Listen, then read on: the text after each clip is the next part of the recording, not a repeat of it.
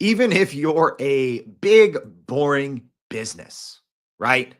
Those huge enterprise companies that for decades you've just been cashing in billions of dollars, slow growth. AI changes all that, right? And I think now we're at the point where everyone knows the power of large language models and how that can completely transform your business. But there's a whole nother category of generative AI that I think has already been making bigger waves in the past couple of weeks. And those are the visual sides of generative AI. From recent announcements from OpenAI and their Sora and Google Veo and so many different creative platforms, I think are changing how companies can use AI and also what consumers want and what they expect. But I'll tell you this, even if you are a big, boring business that you've never been on the cutting edge of cool and marketing and advertising and visuals, I think you might want to listen up because I think the future of AI powered storytelling is going to completely change. And our guest today can help walk us through it. All right. What's going on, y'all? My name is Jordan Wilson, and welcome to Everyday AI. This is your daily live stream podcast and free daily newsletter, helping us all not just learn AI, but how we can leverage it to grow our companies and careers and to make you the smartest person in AI at your company. If that sounds like you and what you're trying to do, this is your new home. Our website, youreverydayai.com. Go over there, make sure, sign up for the free daily newsletter. We'll be recapping today's conversation, but there's also hundreds of episodes and thousands of hours of other podcasts, videos, written content, everything you need to know to grow. It's there sorted by category, no matter if you want to learn about healthcare, marketing, HR, or something else. It's all on our website ready for you. So make sure you go check that out. All right. Technically, we're debuting this show live. It's pre-recorded. So if you're looking for the AI news like we do every day, that's still going to be in the newsletter. But we're going to get started, and I'm excited for today's conversation. This is one near and dear to my heart, so we might dork out a little bit. But everyone, please help me welcome to the show our guest, Eric Yang, the CEO of Topaz Labs. Eric, thank you so much for joining the Everyday AI show. Thanks, Jordan. Looking forward to the conversation. Thanks for having me on. All right. So I actually used Topaz Labs way back in the day. Can you tell everyone a little bit about your platform, your company, if they've never heard of it? Absolutely. So we're software that helps you upgrade the value of your content and make it look more professional with one click. So for example, if you have 720p footage, we can upscale it to 4K and make it look like it was shot natively in 4K. If you have a blurry photo, we can make it sharp and usable for social media or whatever else you want to do. Actually, we've been around for about 20 years now. So we started off doing Photoshop plugins for like an HDR effect and for turning your photos into art. And we did that for a little while. Those were probably the products that you might have used back in the day. And in 2018, we started exploring generative AI models for upscaling images and videos. And those were absolutely phenomenal, especially at the time. And we've been on that ever since. Yeah, walk me through a little bit of what that kind of transition has been like, right? Because it was, you called it out there, right, Eric? It was the original Photoshop plugins that I was using, right? Before I became a heavy Canva user, I was tinkering around in Photoshop, and that's where I found Topaz. But now you have the video AI 6, right? The photo AI 3. I think that's the right numbers and updates there. But walk us through kind of your transition into providing more of these AI powered tools on the front end, because the appetite's there. But I'd love to hear what that's been like for your company. Yeah, one of the things that we think about a lot is we want to create the best tools for a category that is growing. Right. So in 2018, there were two things that happened. Number one, our experiments with generative AI for upscaling, nobody else was doing it at the time. And in internal testing, it was absolutely amazing. It was jaw dropping.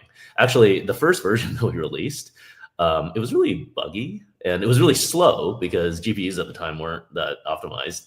And it crashed all the time. The UI looked like it was, Windows 95, but it worked so well that it was flying off the shelves. And with that kind of traction, you kind of know on the technology side that you're onto something.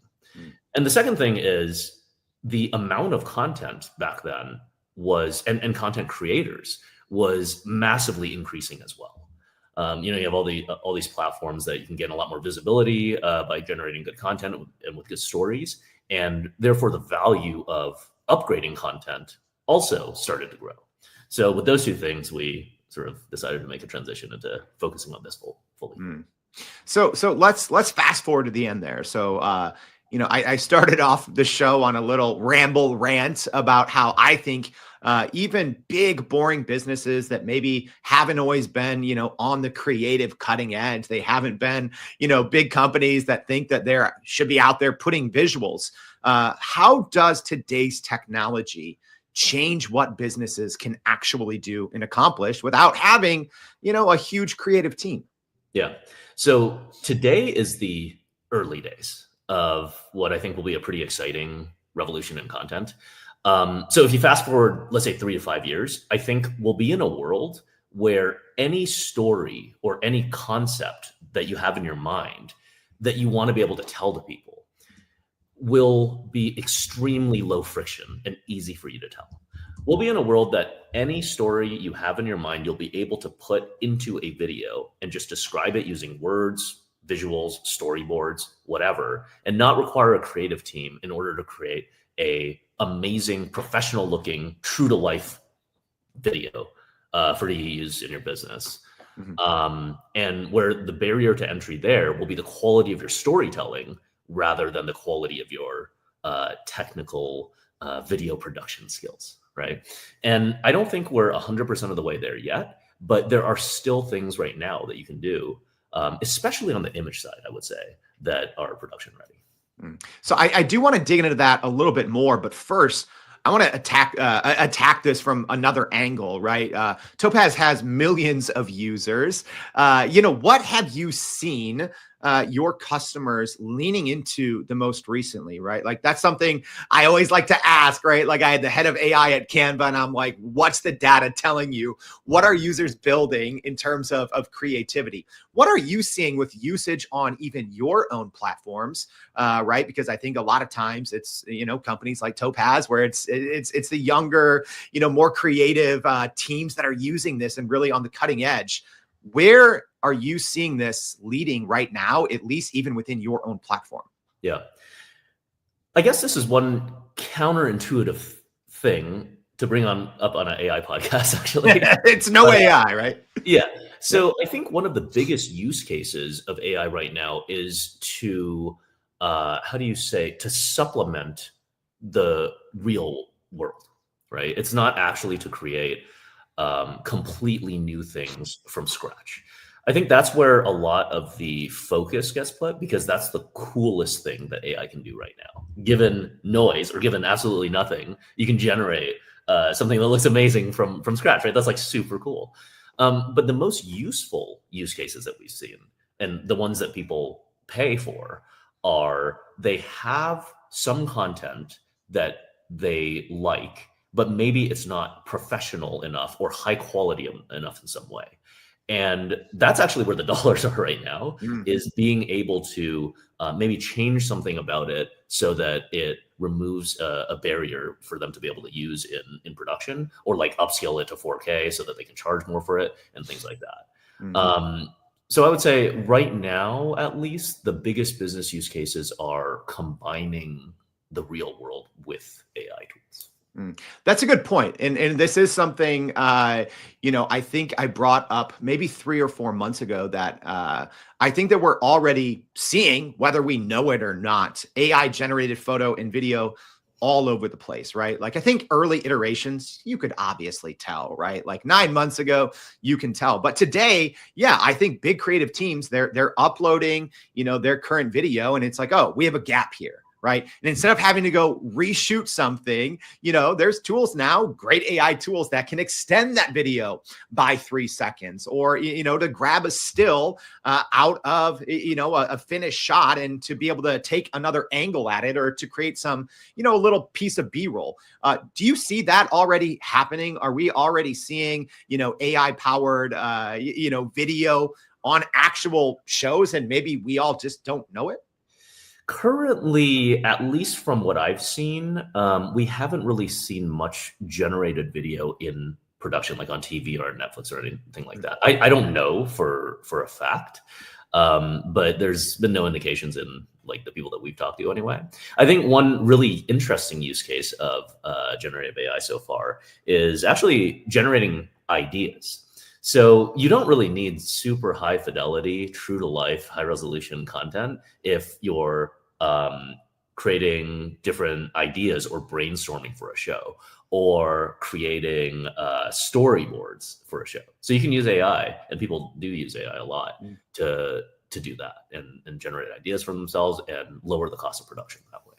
Oh yeah, cost of production. I think that's something that there's no argument, right? Like it's already gone down exponentially. Faster shoots for big creative teams, right? I remember even myself, right? I'm a former journalist. I used to do a lot of photo and video work, and I know a lot of times it would take dozens of hours of planning, getting certain shots, storyboarding things, reshooting, editing, all of those things. So as we look in the future, so Eric, you were saying in 3 to 5 years, you kind of see this world where you can just type something in or upload a source image and really get whatever you want, right? Talk us through how that changes, right? Because I think that changes a lot. That doesn't just change and lower the barrier of entry for people creating the content, but I think that changes the expectations of the consumer as well, right? Like no longer can a one size fits all piece of marketing, I think, work in the future. So how do you see that kind of changing on both sides? Yeah, absolutely. So I think one of the most important things about marketing is to stand out from everybody else, right? And historically, or I guess within the past 50 years or something, one of the really good ways to stand out is to have really high production value, to have inspiring, aspirational content that other people look at and it's like, wow, that's really great. I think in the next 3 to 5 years, that is no longer going to be a barrier to entry.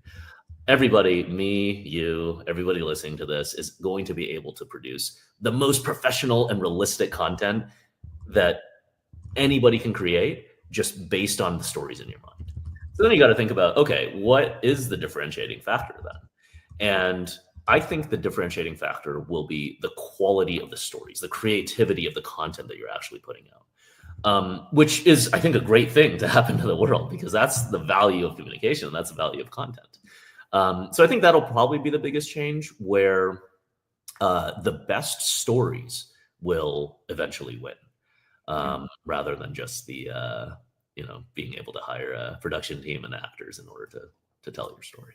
Yeah. So it's obviously no secret how much over the years. So first with just faster internet speeds, and then social media, right? But video dominates, right? I think some of the most recent studies I've seen is more than 92% of internet users are watching videos every single week, right? No surprise there.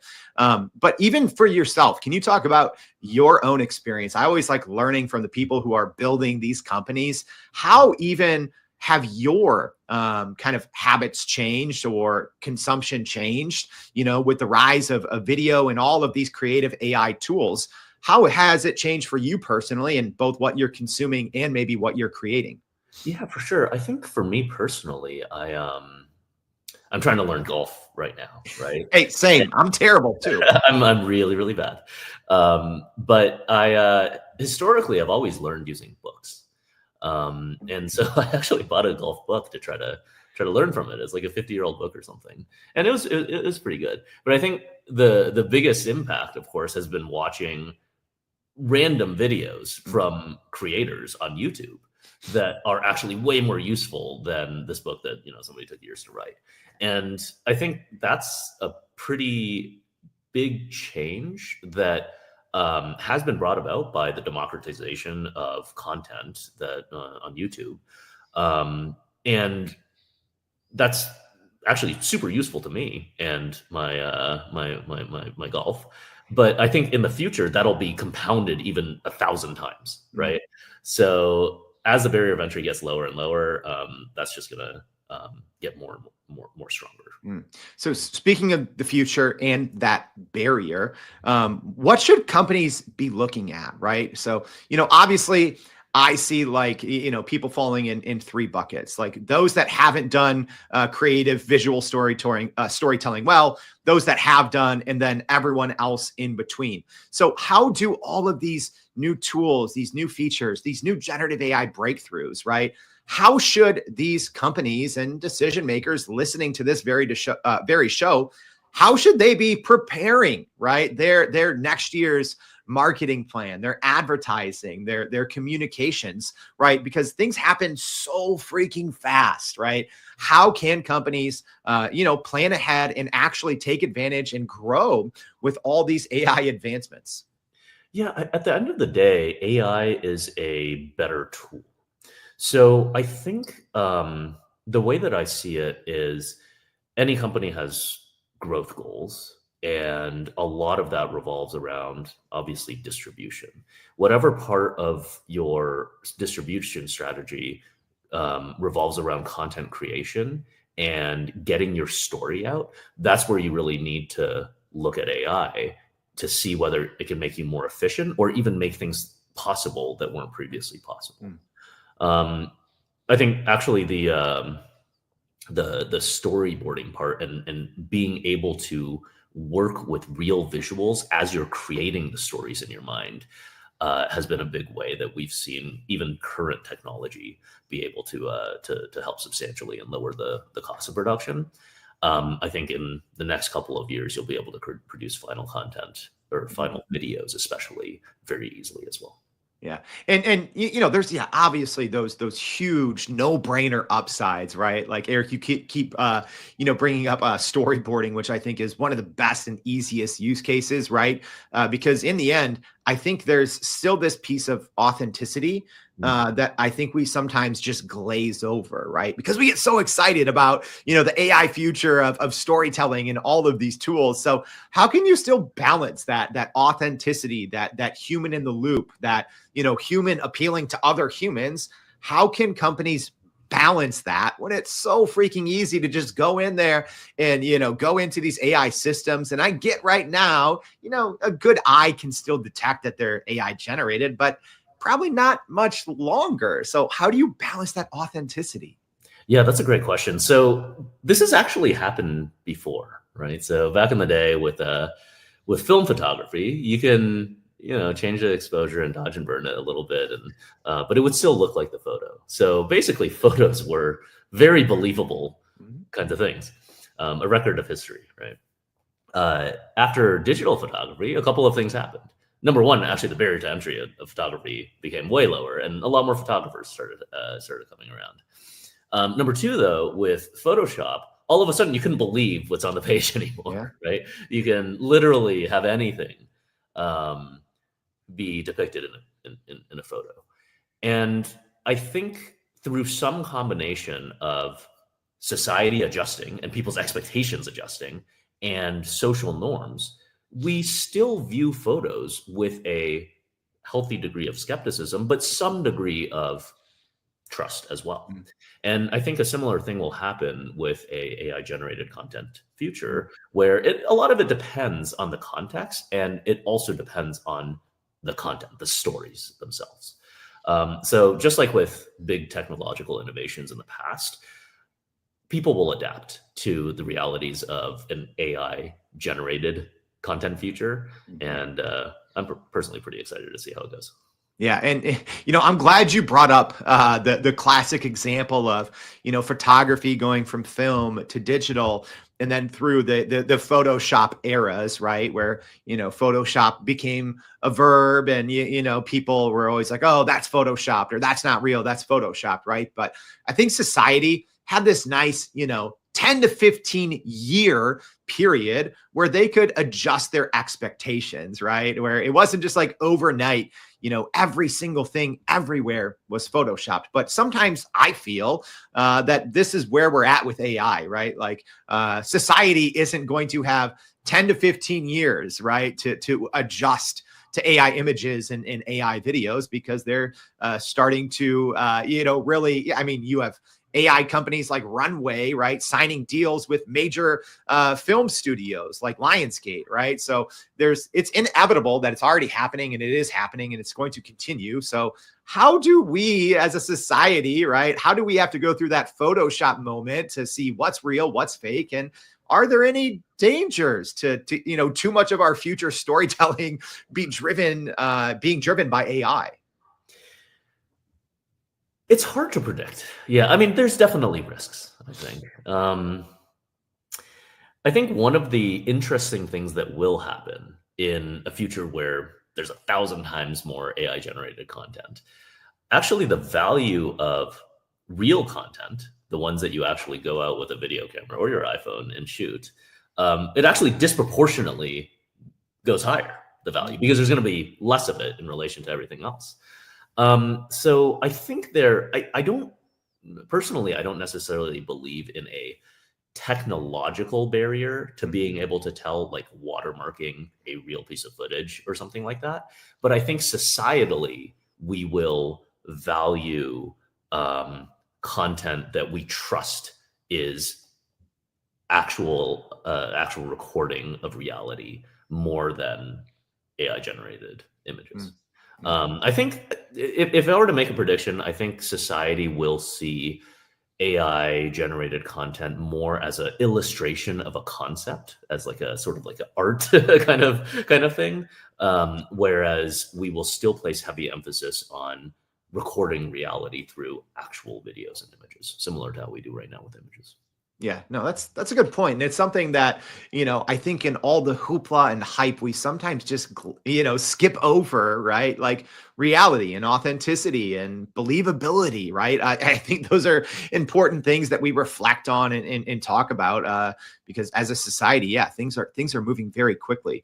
Eric, you talked earlier that, hey, maybe in 3 to 5 years, you might be able to tell a story that looks very real and can really help, your next product launch, your next, service that your company comes out with. But maybe aside from being able to, essentially create a new story from scratch with a text prompt, as an example, in the next 3 to 5 years, what other area of AI generated storytelling are you really paying attention to, right? Like as a leader of a company that's competing in this space, what's maybe that more incremental steps, maybe not in the next 3 to 5 years, that you're looking at and you're like, this is a big area. This is something I'm excited about, and brands need to pay attention.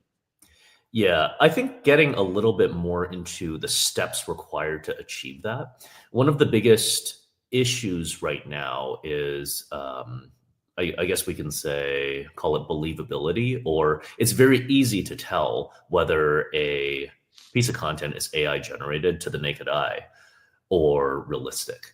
And there's some pretty challenging technical problems associated with this. But one of them is that the texture and the resolution and the sharpness of the videos right now isn't good enough. And that's the piece that we're spending all of our time trying to solve right now, basically making the video quality and texture look believable enough to where you wouldn't be able to tell versus a real video.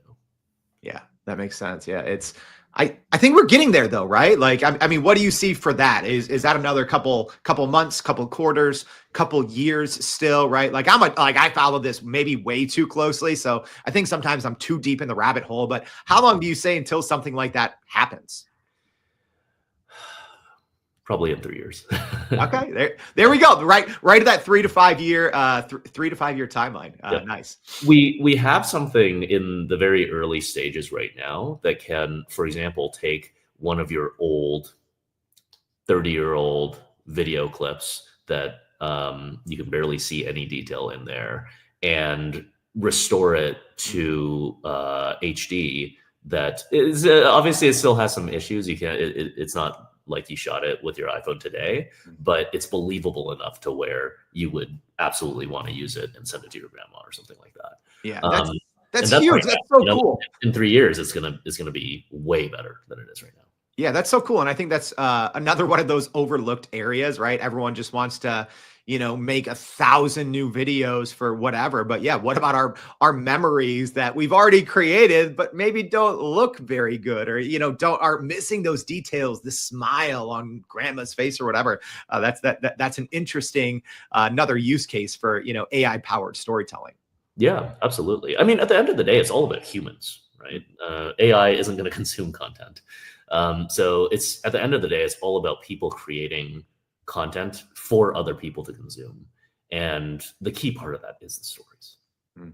So, Eric, we covered a lot in today's conversation. From what y'all are working at Topaz to where the trends are going in the industry, kind of the pros, the cons, the scary things, the exciting things. But what would you say as we wrap up? What's the one most important thing for our audience to know when we are talking about the future of AI powered storytelling? Yeah, I guess I would say just try things out because it's about to be really, really exciting. I personally can't wait to live in the future where you can imagine anything and create professional, great looking content from it. I would be able to use that. I would use that every single day, and I'm really excited for what's coming next. All right. Well, what's coming next? We're always going to keep you in the loop. So thank you so much, Eric, for joining the Everyday AI Show. We appreciate your time and your insights. Likewise, thanks, Jordan. All right. Hey, as a reminder, y'all, we covered a lot and there's a lot more. So we're going to be recapping today's conversation. Maybe you heard something that Topaz is working on. And you're like, yo, I want to see that. Don't worry. It's all going to be in the newsletter. So make sure if you haven't already, please go to youreverydayai.com. If you find this helpful, please share this with your friend. If you're listening on the podcast, please subscribe to the channel, leave us a rating. We'd appreciate that. And more than anything, please join us tomorrow and